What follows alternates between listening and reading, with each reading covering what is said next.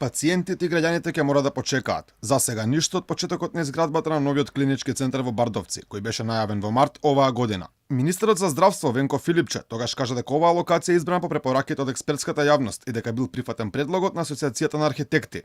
Разгледувавме повеќе локации. Таа што најмногу разгледуваме е локацијата во населбата Бардовци, многу блиску до постоечката психијатриска болница.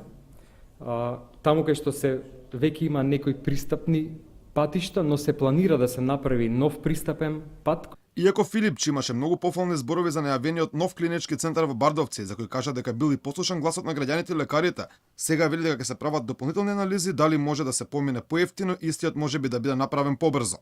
Се формираше работна група која што ги разгледува алтернативните локации на локацијата Злокуќани, заради тоа што во меѓувреме излегува како на места кои што заслужуваат да им се обрне внимание и да сериозно анализираме од повеќе аспекти дали тие нови локации може да значат дека ние ќе имаме земјиште кое што за многу пократко време и за многу поевтини пари ќе биде спремно административно да таму се гради новиот клинички центар. Инаку со последниот ребаланс на буџетот пред помалку од 1 месец, средствата предвидени за гасификација и изградба на клиничкиот центар во Скопје беа префрлени на други ставки.